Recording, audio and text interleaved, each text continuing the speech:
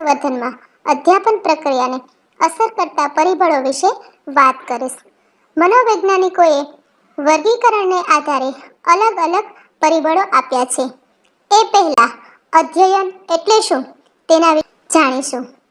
જાણીતા મનોવૈજ્ઞાનિક crow and crow અધ્યયનની વ્યાખ્યા આપતા કહે છે કે અધ્યયન એટલે ટેવો, જ્ઞાન અને વલણોનું સંપાદન. એ જ રીતે અન્ય એક મનોવૈજ્ઞાનિક ચાર્લ્મેન અધ્યયનની વ્યાખ્યા આપતા કહે છે કે અનુભવ અને તાલીમ દ્વારા વર્તનમાં થતું પરિવર્તન. આમ અધ્યયન એક પ્રક્રિયા છે જે અનુભવ, તાલીમ અને મહાવરાને આધારે વ્યક્તિના વર્તનમાં અપેક્ષિત પરિવર્તન લાવે છે. હવે આપણે અધ્યયન અધ્યાપન પ્રક્રિયાને અસર કરતા પરિબળો વિશે વાત કરીશું. એમાં અધ્યયતા સંબંધી પરિબળો, અધ્યાપક સંબંધી પરિબળો, અધ્યાપન પ્રક્રિયા સંબંધી પરિબળો, વિષય વસ્તુ સંબંધી પરિબળો, ઘર સંબંધી પરિબળો અને શાળા સંબંધી પરિબળો.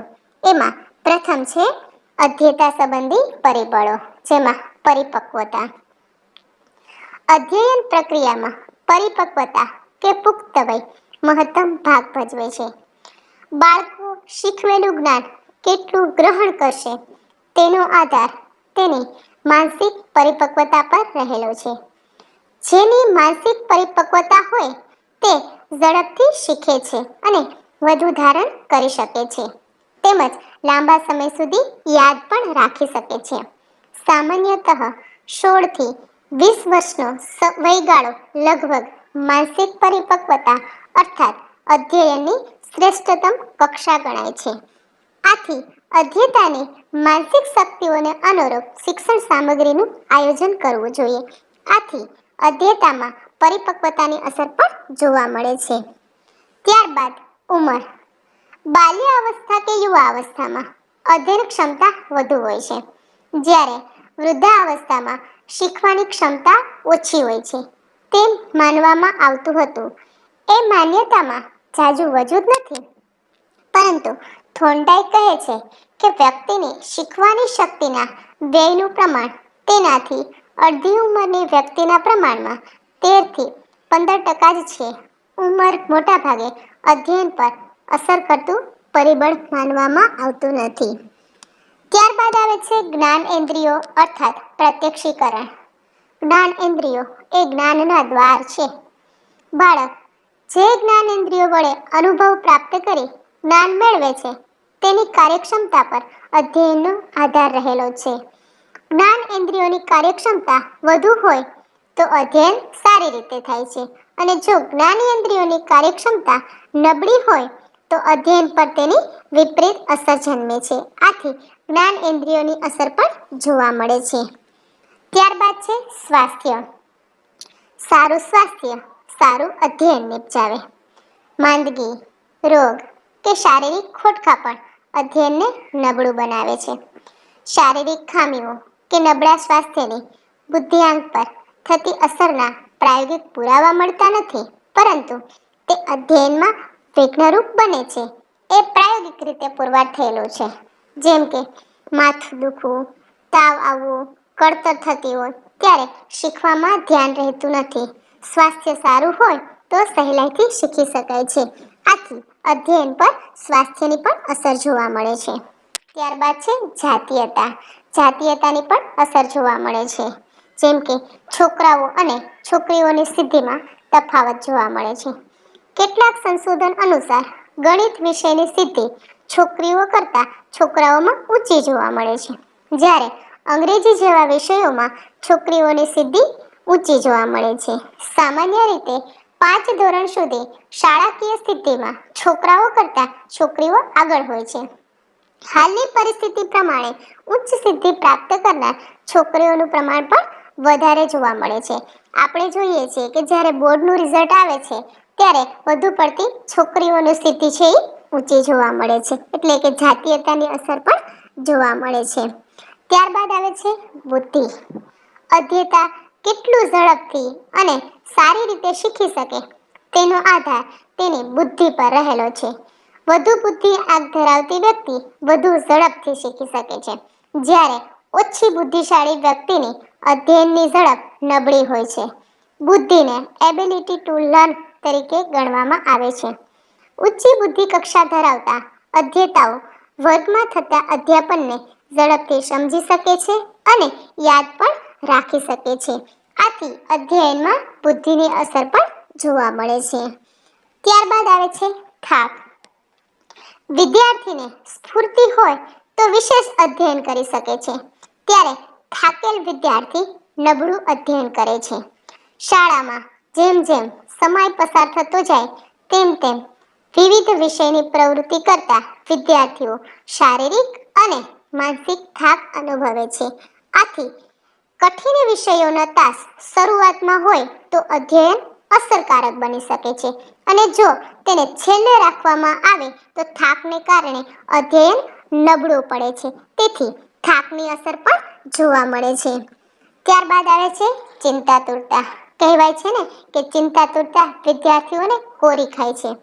ચિંતાતુરતાની અસર અધ્યયન પર થાય છે. મનોવૈજ્ઞાનિકોના સંશોધનો મુજબ ખૂબ ચિંતા કરનારા અને ખૂબ જ ઓછી ચિંતા કરનારા અધ્યેતાઓ કરતાં મધ્યમ ચિંતા કરનારા અધ્યેતાઓ વધુ સારું અધ્યયન કરી શકે છે. તેથી ચિંતાતુરતાની અસર પણ અધ્યયન પર જોવા મળે છે. ત્યારબાદ આવે છે પ્રયત્ન. વિદ્યાર્થી સ્વયં શીખવાનો પ્રયત્ન કરે તો તે આનંદપૂર્વક, સ્વપુરુષાર્થે અને આપમેળે થતું સ્વ અધ્યયન વધારે ચિરંજીવી બને છે અને પોતાને સ્વ પ્રયત્નનો આત્મસંતોષ પ્રાપ્ત થાય છે. ક્રિયા દ્વારા શિક્ષણ એ સ્વ પ્રયત્નનું જ ફળ છે. તેથી અધ્યાપકે અધ્યેતાઓમાં શીખવાની ઈચ્છા જાગૃત કરવી જોઈએ. આથી પ્રયત્નની અસર પણ જોવા મળે છે. ત્યારબાદ આવે છે રસ અને અભિરુચિ. અધ્યેતા જે વિષયમાં રસ ધરાવે છે તે વિષયનું અધ્યયન તે સારી રીતે કરી શકે છે, જ્યારે રસ ન હોય તેવા વિષયમાં તેની અધ્યયન ક્ષમતા ઓછી હોય છે.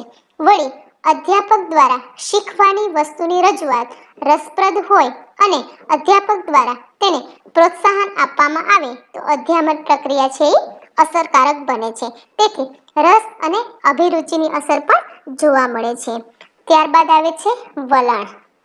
અધ્યેતા જે વિષય પ્રત્યેનું હકારાત્મક વલણ દાખવે છે તે વિષયની સિદ્ધિ પર સારી અસર ઉત્પન્ન થાય છે, જ્યારે અધ્યેતા જે વિષય પ્રત્યે નકારાત્મક વલણ દાખવે છે તે જ વિષયની સિદ્ધિની અસર નકારાત્મક થાય છે, એટલે કે તેની વિપરીત અસર થાય છે. તેથી વલણની અસર પણ જોવા મળે છે. ત્યારબાદ આવે છે સ્વસ્વીકૃતિ. જે વિદ્યાર્થીઓ પોતાની જાતને સારી રીતે સ્વીકારી શકે છે તે બાળકોમાં ખાસ કરીને આત્મનિયમન, આત્મનિયંત્રણ અને આત્મવિશ્વાસ હોય છે. તેઓ ઉત્સાહી અને આશાવાદી હોવાથી અધ્યયન સારું કરી શકે છે. આવા બાળકો સાંવેગિક સમતુલા ધરાવતા અને સુગ્રથિત વ્યક્તિત્વવાળા હોય છે. તેથી વિદ્યાર્થીઓમાં સ્વસ્વીકૃતિ પણ હોવી જોઈએ. એની પણ અધ્યયન પર અસર જોવા મળે છે. ત્યારબાદ આવે છે અધ્યયન તત્પરતા. જ્યારે વિદ્યાર્થીઓને કોઈ વિષય શીખવવામાં આવે પરંતુ તે તત્પર જ ન હોય તો, જેમ કે વિદ્યાર્થીઓને કોષ વિભાજન ભણાવતા હોય અને ત્યારે એ તત્પર હોય તો જ અધ્યયનની અસરકારકતા વધે છે, અને જો તત્પર ન હોય તો અધ્યયન થતું નથી. મનોવૈજ્ઞાનિકોએ અધ્યયન તત્પરતાના ઘટકો આ પ્રમાણે આપ્યા છે, જેમ કે પ્રેરણા, આકાંક્ષાનું સ્તર, વર્તનનું સુદૃઢીકરણ અને સજ્જતા. આ ઘટકો અધ્યયનને અનુકૂળ હોય તો વિદ્યાર્થી અધ્યયન કરવા માટે તત્પર બને છે. આથી અધ્યયન તત્પરતા પણ અસર કરનારું પરિબળ છે. ત્યારબાદ છે અભિપ્રેરણા. પ્રેરણા એ કોઈ પણ કાર્ય કરવું, પ્રવૃત્તિને વેગ આપવો, પ્રવૃત્તિને ટકાવી રાખવી અને યોગ્ય વળાંક આપવાનું કાર્ય કરે છે. આથી આંતરિક પ્રેરણાથી અધ્યયન કરનાર વિદ્યાર્થી ખૂબ જ સારી રીતે અધ્યયન કરી શકે છે. પણ જેમનામાં આંતરિક પ્રેરણા હોય તેમણે બાહ્ય પ્રેરકો જેવા કે પ્રશંસા, બદલો, હરીફાઈ અને તેમની પ્રગતિના જ્ઞાન વડે બાહ્ય પ્રેરણા પૂરી પાડી અધ્યયનને અસરકારક બનાવી શકાય છે. આથી અભિપ્રેરણા એ અસર કરનારું પરિબળ છે. ત્યારબાદ આવે છે શીખવાનો ઈરાદો. અધ્યેતા જે કંઈ શીખવા માંગે છે તેમાં તેનો ઈરાદો સ્પષ્ટ હોવો જોઈએ. તે જે કંઈ શીખવા માંગે છે તે શા માટે શીખવા માંગે છે અને તેના દ્વારા તે શું સિદ્ધ કરવા માંગે છે તે અંગેનો તેનો ઈરાદો કે હેતુ તેની સમક્ષ સ્પષ્ટ થાય તો અધ્યેતા શિક્ષણ સહેતુક લાગે છે તેમજ સાર્થક પણ લાગે છે. તેથી અધ્યેતાનો શીખવાનો ઈરાદો હોવો જોઈએ. શીખવાના ઈરાદાની પણ અસર જોવા મળે છે. ત્યારબાદ આવે છે પૂર્વ અનુભવો. બાળકના પૂર્વ અનુભવો અને પૂર્વ જ્ઞાન આધારિત અધ્યયનના વિષય વસ્તુનું માળખું હોય તો બાળક તે અધ્યયનને હંમેશા સુદ્રઢ બનાવી શકશે તેમજ લાંબા સમય સુધી યાદ રાખી શકશે. આમ પૂર્વ અનુભવથી અધ્યયનની પ્રક્રિયા ઝડપી બને છે. તેથી જ શિક્ષકોએ વર્ગમાં પૂર્વ અનુભવ આધારિત દ્રષ્ટાંતો આપવા જોઈએ. જો જ્ઞાન પૂર્વ અનુભવ અથવા તો પૂર્વ અનુભવ આધારિત ન હોય તો અધ્યયનની પ્રક્રિયા નબળી બને છે.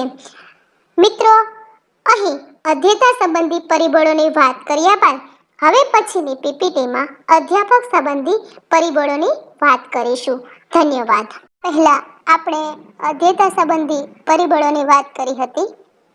હવે આપણે અધ્યાપક સંબંધી પરિબળોની વાત કરીશું. અધ્યાપકની અધ્યાપન ક્ષમતા, તેના લક્ષણો, તેના કાર્ય પ્રત્યેની નિષ્ઠા, તેની બુદ્ધિમત્તા, તેની વ્યાવસાયિક ક્ષમતાઓ વગેરેની અધ્યેતાઓના અધ્યયન પર વ્યાપક અસરો જન્મે છે. આથી અધ્યેતાઓના અધ્યયન પર અસર કરતા કેટલાક અધ્યાપક સંબંધી પરિબળોની વાત કરીશું. એમાંનું પહેલું પરિબળ છે અધ્યાપકની બૌદ્ધિક ક્ષમતાઓ. અધ્યાપકની બૌદ્ધિક ક્ષમતા અધ્યયન સાથે ધન સહસંબંધ ધરાવે છે. સફળ અધ્યાપક પોતાના અધ્યાપન કાર્યમાં સામાન્ય રીતે ઉચ્ચ બુદ્ધિઆંક ધરાવતા હોય છે. અધ્યેતાઓને અધ્યયન કરવા માટે પ્રેરવામાં સફળ બનાવે છે. જ્યારે નીચો બુદ્ધિઆંક ધરાવતા અધ્યાપકોને અધ્યયન પર વિપરીત અસર પડે છે. આથી અધ્યાપકની બૌદ્ધિક ક્ષમતાઓની અસર પણ જોવા મળે છે. ત્યારબાદ આવે છે અધ્યાપકની મનોસ્નાયુવિક શક્તિઓ. અધ્યાપક જેનું અધ્યયન કરાવવા માંગતા હોય તે વિષય વસ્તુની પૂરી સમજ, જાણકારી અને પ્રયોગ કરવાની ક્ષમતા તેની પાસે હોવી જોઈએ. આવા સ્નાયુવિક શક્તિઓ ધરાવતા અધ્યાપકનું અધ્યયન કાર્ય અસરકારક રીતે અધ્યેતા મેળવે છે. આથી અધ્યાપકને મનોસ્નાયુવિક શક્તિઓની અસર પણ જોવા મળે છે. ત્યારબાદ આવે છે અધ્યાપકનું વ્યાવસાયિક વલણ. અધ્યાપક પોતાના વ્યવસાય પ્રત્યે હકારાત્મક વલણ ધરાવતા હોવા જોઈએ. અધ્યેતાઓ અને અન્ય કર્મચારીઓ પ્રત્યે સહકારયુક્ત વલણ ધરાવતા હોય તો તેની અધ્યાપન ક્ષમતા ઉચ્ચ કક્ષાની હોય છે. આથી અધ્યાપકનું વ્યાવસાયિક વલણ પર અધ્યયન પર અસર કરે છે. ત્યારબાદ આવે છે અધ્યાપકનો વર્ગ વ્યવહાર. વર્ગમાં અધ્યાપક અને અધ્યેતા વચ્ચે થતી આંતરક્રિયા એટલે વર્ગ વ્યવહાર. ફ્લેન્ડર્સના મત મુજબ જે અધ્યાપક પરોક્ષ અસર જન્માવતા ઘટકો જેવા કે લાગણીનો સ્વીકાર કરવો, પ્રોત્સાહન આપવું, વિદ્યાર્થીઓના વિચારોનો સ્વીકાર કરવો, પ્રશ્ન પૂછવા વગેરેનો વધુ ઉપયોગ કરે તો તેમનું અધ્યાપન કાર્ય અર્થપૂર્ણ નીવડે છે. ટૂંકમાં અધ્યાપકનો વર્ગ વ્યવહાર વિદ્યાર્થીઓને અધ્યયનમાં સામેલ કરવાનો અને તેને પહેલ કરતા કરવા માટેનો હોવો જોઈએ. આથી અધ્યયન પર અધ્યાપકનો વર્ગ વ્યવહાર પણ અસર કરે છે. ત્યારબાદ આવે છે વ્યાવસાયિક સજ્જતા. અધ્યાપક જો વ્યાવસાયિક તાલીમ પામેલ હોય તો કેટલીક સજ્જતાઓ આવિર્ભૂત થાય છે. જેમ કે વિષય પ્રત્યેની પકડ, અસરકારક અભિવ્યક્તિ, વિવિધ શૈક્ષણિક પ્રવિધિઓ અને પ્રયુક્તિઓ, દ્રશ્ય શ્રાવ્ય સાધનોનું જ્ઞાન વગેરે અધ્યતાઓના અસરકારક અધ્યયનને પ્રેરે છે. આમ વ્યાવસાયિક સજ્જતા તાલીમ વડે કેળવેલ હોવી જોઈએ. આથી વ્યાવસાયિક સજ્જતાની પણ અસર જોવા મળે છે. ત્યારબાદ આવે છે કૌશલ્ય પરનું પ્રભુત્વ. અધ્યાપન કાર્ય માટેના કેટલાક કૌશલ્ય, જેવા કે પાઠનો અસરકારક પ્રારંભ કરવો, પ્રોત્સાહન આપવું, લાગણીનો સ્વીકાર કરવો, પ્રશ્ન પૂછવા વગેરે. આવા વિવિધ કૌશલ્ય હસ્તગત કરીને જો શિક્ષણ આપવામાં આવે તો અધ્યાપન પર અસરકારક બને છે અને અધ્યાપન પણ અર્થપૂર્ણ બને છે. આથી કૌશલ્ય પરનું પ્રભુત્વ પણ અસર કરે છે. ત્યારબાદ આવે છે અધ્યાપકની અધ્યયન શૈલી. સારી અધ્યાપન શૈલીવાળા અધ્યાપક વિષય વસ્તુને ઉદાહરણ, સાધનો અને ચાર્ટ વડે રોચક અને સાહજિક રીતે રજૂ કરી શકે છે. અધ્યાપકની રજૂઆત શૈલી પ્રવાહી એ જીવંત હોવી જોઈએ. અધ્યાપક એ શબ્દનો સ્વામી છે. રજૂઆતમાં શબ્દોની યોગ્ય પસંદગી, વાણીમાં માધુર્ય હોય, કર્ણપ્રિય અવાજ હોય તો પોતાના વિષયની સફળતાને સફળ બનાવે છે અને સબળ રજૂઆત પણ કરી શકે છે. આથી અધ્યાપકની અધ્યયન પર શૈલીની પણ અસર જોવા મળે છે. ત્યારબાદ આવે છે માનસિક સ્વાસ્થ્ય. અધ્યાપકના માનસિક સ્વાસ્થ્યની પણ અધ્યતાઓની અધ્યયન ક્ષમતા પર અસર જોવા મળે છે. અધ્યાપકનું માનસિક સ્વાસ્થ્ય સંતુલિત હોય તો તે શારીરિક અને માનસિક રીતે સ્વસ્થ હોય તો તે અધ્યાપન કાર્ય સારી રીતે કરી શકે છે. આથી અધ્યયન પર માનસિક સ્વાસ્થ્યની પણ અસર જોવા મળે છે. ત્યારબાદ આવે છે સાંવેગિક સંતુલન. અધ્યાપકનું સાંવેગિક સંતુલન અધ્યતાઓની અધ્યયન ક્ષમતા પર પડે છે. અધ્યાપક જો સંયમી હોય, તેને લાગણીઓનું નિયંત્રણ કરી શકતા હોય અને જો તેનામાં સાંવેગિક પરિપક્વતા હોય તો તે અધ્યતા અને તેના પ્રશ્નો તેમજ પડકારોને સારી રીતે સમજી શકે છે. આમ અધ્યાપકનું સાંવેગિક સંતુલન પણ અધ્યતાની અધ્યયન ક્ષમતાને વધારે છે. અહીં મિત્રો આપણે અધ્યાપક સંબંધી પરિબળોની વાત કર્યા બાદ હવે પછીની પીપીટીમાં અધ્યાપન પ્રક્રિયા સંબંધી પરિબળોની વાત કરીશું. આ પહેલા આપણે અધ્યયન અધ્યાપન પ્રક્રિયાને અસર કરતા પરિબળોમાં અધ્યતા સંબંધી પરિબળો અને અધ્યાપક સંબંધી પરિબળોની વાત કરી હતી. હવે આપણે અધ્યયન પ્રક્રિયા સંબંધી પરિબળોની વાત કરીશું. તો અધ્યયન પ્રક્રિયા એટલે શું? તો અધ્યયન પ્રક્રિયા એટલે અધ્યયન કેવી રીતે કરવું, ક્યાં કરવું અને કેવા પ્રકારના સંજોગોમાં કરવું તેનો વિચાર કરવો.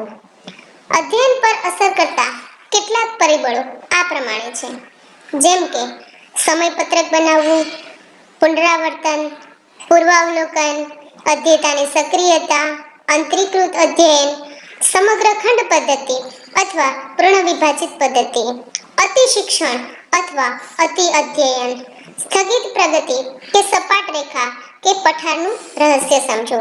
એમાં આપણે પહેલું જોઈએ સમયપત્રક બનાવવું. કે પોતાના અભ્યાસક્રમને નિયમિત અને સુવ્યવસ્થિત બનાવવા માટે દરેક વિદ્યાર્થીએ સમયપત્રક બનાવવું જોઈએ, જેમાં વિગતવાર કાર્ય વિભાજન કરવું જોઈએ. પોતાના અભ્યાસ સમયનો અંદાજ કાઢીને કુશળ નાણાપ્રધાન અંદાજપત્ર તૈયાર કરે તે રીતે દરેક વિષયની ઉપયોગિતા, કઠિનતા અને તે માટેની જરૂરિયાતને સમગ્ર રીતે લક્ષ્યમાં લઈને દરેક વિષયને પૂરતો સમય આપવો જોઈએ. આ ઉપરાંત સમયપત્રકમાં સામાજિક પ્રવૃત્તિ અને આનંદ પ્રમોદ માટે પણ સમય ફાળવવો જોઈએ ને ખાસ કરીને રમતગમત માટે પણ સમય ફાળવવો જોઈએ. એટલે કે સમયપત્રક પણ મહત્વનું પરિબળ છે. ત્યારબાદ આવે છે પુનરાવર્તન કરવું. આપણું ચિત્ત એ કંઈ વાદળી જેવું નથી કે જે પાણીની જેમ જે કંઈ વાંચીએ તે ચૂસી લે. તેને માટે તો સતત જાગૃત પ્રયાસો કરવા જોઈએ. થોર્નડાઇકે પણ પુનરાવર્તનના નિયમમાં જે વિશે વિષય વસ્તુ વધારે ઉપયોગી હોય તેનું પુનરાવર્તન વારંવાર કરવાથી તે વધુ યાદ રહે છે. આમ હેતુપૂર્વક, ઈરાદાપૂર્વક પુનરાવર્તન કરવામાં આવે તો શીખેલી વસ્તુઓ એ દ્રઢ બને છે. એટલે કે શીખેલી બાબતોનું એક સાથે લાંબા સમય સુધી પુનરાવર્તન કરવાને બદલે થોડે સમયે વિરામ રાખીને પુનરાવર્તન કરવાથી અધ્યેયતાને ફાયદો થાય છે. કારણ કે શીખેલી વસ્તુને મગજમાં સ્થિર થઈ દ્રઢ થવા માટે થોડો સમય લાગે છે. આમ દ્રઢીકરણ થતાં અધ્યયનની પ્રક્રિયા છે એ સાર્થક બને છે. આથી અધ્યયન પ્રક્રિયામાં પુનરાવર્તન પણ મહત્વનું પરિબળ છે. ત્યારબાદ આવે છે પૂર્વ અવલોકન, કે વર્ષની શરૂઆતમાં જુદા જુદા વિષયોના અભ્યાસક્રમને જોઈને પાઠ્યપુસ્તકનું સમગ્ર અવલોકન કરી લેવું જોઈએ. અનુક્રમણિકામાંથી પ્રકરણોના નામ અને પ્રકરણોમાં આપેલા ફકરાઓના મથાળા જોઈ લેવા જોઈએ. જે એકમ શીખવાનું છે તેનું વાંચન કરી લેવું જોઈએ, જેથી અર્થગ્રહણ ઝડપી બને છે. વિષય વસ્તુ પૂર્ણ થયા બાદ તેનું મનોમન પુનરાવર્તન કરી લેવું જોઈએ, જેથી વિષય વસ્તુ મજબૂત બને છે, દ્રઢ બને છે અને તેનું ધારણ પણ વધે છે. તેથી પૂર્વ અવલોકન પણ ખૂબ જ મહત્વનું પરિબળ છે. ત્યારબાદ આવે છે અધ્યેયતાની સક્રિયતા, કે અધ્યયનની પ્રક્રિયા સક્રિય અને રસપૂર્વક હોવી જોઈએ. જેણે અધ્યયન કરવાનું છે તે નિષ્ક્રિય રહે તો અધ્યયન અસરકારક બનતું નથી. જે અધ્યેતા પુસ્તકના પાના ઉથલાવી જાય છે તે તેની પાછળ ગમે તેટલો સમય ગાળે પણ કશું સિદ્ધ થઈ શકતું નથી. અધ્યયન કરનારે અધ્યયનમાં તરબોળ બનવાનું છે. પ્રવચન સાંભળવાથી જે જ્ઞાન પ્રાપ્ત થાય છે તેના કરતાં પ્રશ્નોત્તરી કે ચર્ચા વડે અધ્યેતા સક્રિય બની વધારે જ્ઞાન પ્રાપ્ત કરી શકે છે. અન્યથા વર્ગખંડમાં પ્રશ્નોત્તરી અને ચર્ચાને અવકાશ મળે તેવી વિવિધ પ્રયુક્તિઓનો ઉપયોગ કરી અધ્યયનની સહેતુકતા વડે અધ્યયનમાં રસ જાગૃત કરી શીખવાનો ઈરાદો, ઈચ્છા જાગૃત કરી સક્રિયતા વધારવા પ્રયત્ન કરવા જોઈએ. સક્રિયતાનું પ્રમાણ જેટલું વધશે તેટલી અધ્યયનની અસરકારકતા વધે છે. ધ્યાન કેન્દ્રીકરણ માટે ઉત્તેજના પરિવર્તન કૌશલ્યનો પણ ઉપયોગ કરવો જોઈએ. આથી સક્રિયતા પણ મહત્વનું પરિબળ છે. ત્યારબાદ આવે છે અંતરીકૃત અધ્યયન, કે જેમ શીખવાની સામગ્રીની વહેંચણી કરી શકાય છે તેમ સળંગ શીખવાને બદલે શીખવાના સમયો પણ વિભાજિત કરી શકાય છે. 5-7 કલાક સળંગ બેસીને શીખવાને બદલે થોડા સમયના અંતરે વચ્ચે વિરામ લઈ શીખવાની પદ્ધતિને અંતરીકૃત અધ્યયન કહે છે. સતત પુનરાવર્તન કરતા થોડાક અંતરે સમયનો વિરામ રાખીને પુનરાવર્તન કરવામાં આવે તો અધ્યયન પર સારી અસર જોવા મળે છે. વિષય વસ્તુને પ્રયત્નોથી એક સાથે શીખી લેવાને બદલે ક્રમે વચમાં અંતર પૂરું પાડવું જોઈએ. તેથી અંતરીકૃત અધ્યયન પણ મહત્વનું પરિબળ છે. ત્યારબાદ આવે છે અતિ શિક્ષણ અથવા તો અતિ અધ્યયન. અતિ અધ્યયનથી વિસ્મરણને અંકુશમાં રાખી શકાય છે. એકવાર અધ્યયન કર્યા પછી વારંવાર પુનરાવર્તન કરવાની ક્રિયા એટલે અતિ અધ્યયન. અતિ અધ્યયનથી ધારણ વધે છે અને શીખેલી બાબતો લાંબા સમય સુધી યાદ રહી શકે છે. આ જ કારણે આપણે જોઈએ છે કે પ્રાથમિક શાળાઓમાં આંકના ઘડિયા બોલાવવામાં આવે છે. બારખડીઓ પણ વિદ્યાર્થીઓને પાકા થઈ જાય છે. આથી અતિ અધ્યયન અથવા તો અતિ શિક્ષણ એ મહત્વનું પરિબળ છે. ત્યારબાદ આવે છે સ્થગિત પ્રગતિ કે સપાટ રેખા કે પઠારનું રહસ્ય સમજો, કે અધ્યેતા કેવી પ્રગતિ કરી છે તેની આલેખાત્મક રજૂઆત અધ્યયનની વક્ર રેખા દ્વારા દર્શાવાય છે. જે 3 પ્રકારની હોય છે, જેમ કે અંતર્ગોળાકાર, બહિર્ગોળાકાર અને એસ આકાર. જો શીખવાનું કાર્ય સરળ હોય તો અંતર્ગોળ આકારનો અવક્ર મળે છે, જેમાં પ્રગતિ શરૂઆતમાં ઝડપથી હોય છે. જો શીખવાનું કાર્ય કઠિન હોય તો બહિર્ગોળ આકારનો બવક્ર મળે છે, જેમાં શરૂઆતમાં ધીમી અને પછી પ્રગતિ ઝડપી બને છે. જ્યારે શીખવાની બાબતમાં આરંભથી માંડી પ્રભુત્વ મેળવવા સુધી પ્રયત્ન કરવામાં આવે તો ડ આકારનો વક્ર ક મળે છે, કે જે તમે નીચે આકૃતિ દ્વારા જોઈ શકો છો. આ પ્રગતિના વક્રમાં અધ્યેતાની પ્રગતિ ધીમી કે ઝડપી થતી હોય છે, પરંતુ ક્યારેક અમુક પ્રગતિ થયા પછી એવો સમય આવે છે કે પ્રયત્નો વધવા છતાં પણ લેશ માત્ર પ્રગતિ જોવા મળતી નથી અને આલેખમાં સપાટ રેખા કે જે પઠાર જોવા મળે છે. વક્ર લેખની દ્રષ્ટિએ આ પરિસ્થિતિ સૂચક સ્થિતિને શિક્ષણની સપાટ રેખા કહે છે કે જે તમે નીચેની આકૃતિ દ્વારા જોઈ શકો છો. અધ્યાપનમાં આ પ્રકારની સ્થિતિ ઉત્પન્ન થવાના ઘણા કારણો હોઈ શકે છે, જેમ કે અધ્યેતા નિરુત્સાહી બની ગયો હોય, અધ્યયનમાંથી રસ ઉડી ગયો હોય, અધ્યયન કઠિન લાગતું હોય અથવા તો ધીરજ ખૂટી ગઈ હોય. કેટલીક ટેવ કે જે શરૂઆતમાં અધ્યયનમાં સહાયરૂપ બની હોય અને હવે તે અંતરાયરૂપ બની હોય. દાખલા તરીકે કે આંગળીના વેઢા ગણીને સરવાળા કરવા, બાદબાકી કરવાની ટેવ, ધીમે લખવાની ટેવ વગેરે. સાદી ટેવોનું વિશાળ અને જટિલ કાર્યવિધિમાં રૂપાંતર કરવાની પ્રારંભિક મુશ્કેલીને કારણે પ્રગતિ અટકે છે. દાખલા તરીકે ટાઇપિસ્ટને અક્ષરોમાંથી શબ્દો, શબ્દોમાંથી પદોનો ક્રમ હસ્તગત કરવો પડે. પરિપક્વતાનો અભાવ હોય, દુર્બોધતા કે જેમ કે અધ્યયનમાં કઠિન મુદ્દો આવે તો, થાક, કંટાળો અને નીરસતા હોય તો પણ પ્રગતિ અટકી શકે છે. આ ઉપરાંત અધ્યેતાએ બિનજરૂરી ભૂલતા પણ શીખવું જોઈએ, જેમ કે જે વિષય વસ્તુ બિનજરૂરી હોય તેને યાદ રાખવાથી બોજો વધે છે. તેથી જેટલું જરૂરી હોય તેટલું જ યાદ રાખવાની પ્રેક્ટિસ પાડવી જોઈએ. કેટલીક ઉપયોગી આપણે ટેકનિકો જોઈએ તો કોઠાઓ અને આલેખોનો ઉપયોગ કરવો જોઈએ, તારવણી કરવી જોઈએ, વર્ગ નોંધ કરવી જોઈએ કે વર્ગમાં શિક્ષક કોઈ પણ વિષયની ચર્ચા કરે તો તે ચર્ચાના અગત્યના પાસાની નોંધ કરવી જોઈએ, કારણ કે વર્ગ શિક્ષણ દરમિયાન સંપૂર્ણ અને સુયોગ્ય નોંધ કરવાનું શક્ય બનતું નથી. આ બધા આપણે જોઈએ પ્રક્રિયા સંબંધી પરિબળો. તો મિત્રો, આ પહેલા આપણે અધ્યયન પ્રક્રિયા સંબંધી પરિબળોની વાત કરી હતી. હવે આપણે વિષય વસ્તુ સંબંધી પરિબળોની વાત કરીશું.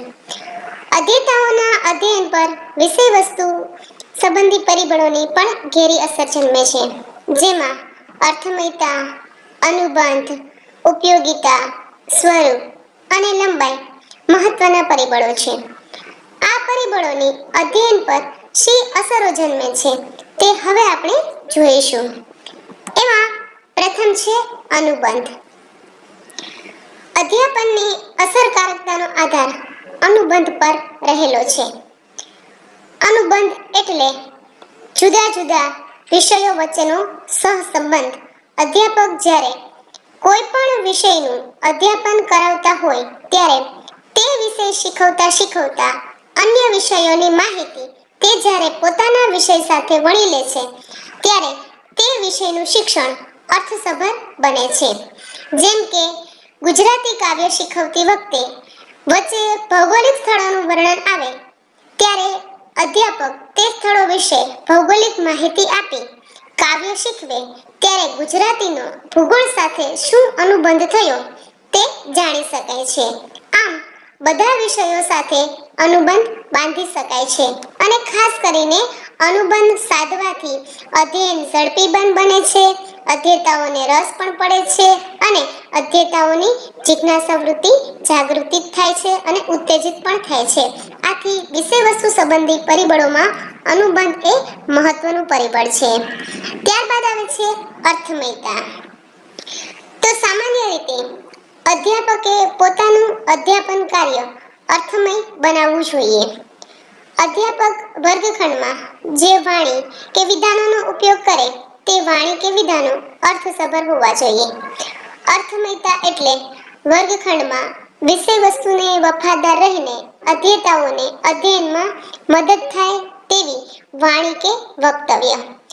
અર્થમયતા માટે 4 પાસા મહત્વના છે: ઉપયોગિતા, સાહચર્ય કે પરસ્પર સંબંધ, વ્યવસ્થિતતા અને ભણનારનો પૂર્વ અનુભવ.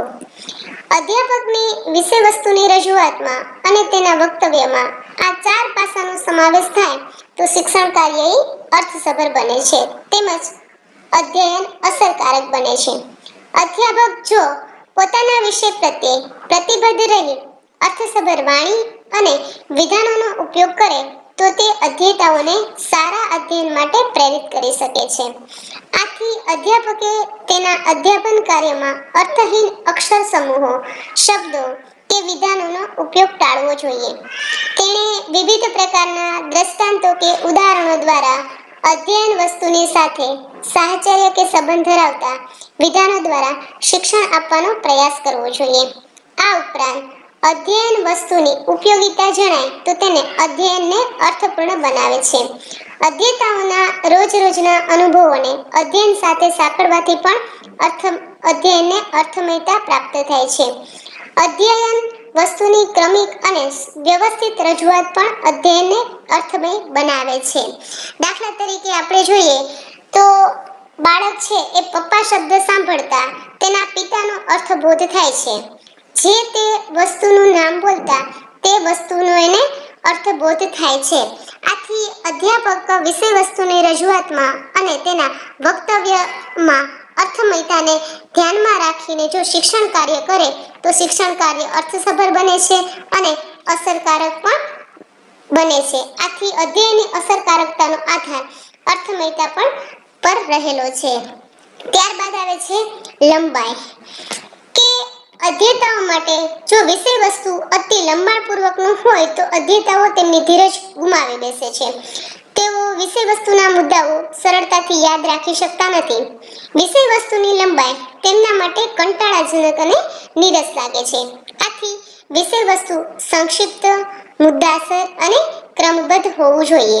વિષય વસ્તુ જો લાંબુ હોય અને તેમાં અતિ લંબાણ હોય તો વિષય વસ્તુના પેટા વિભાગો પાડીને તેનું વિભાજન કરવું જોઈએ કે જેથી અધ્યેતાઓને મુદ્દાસર રીતે અધ્યયન કરવામાં સરળતા રહે છે.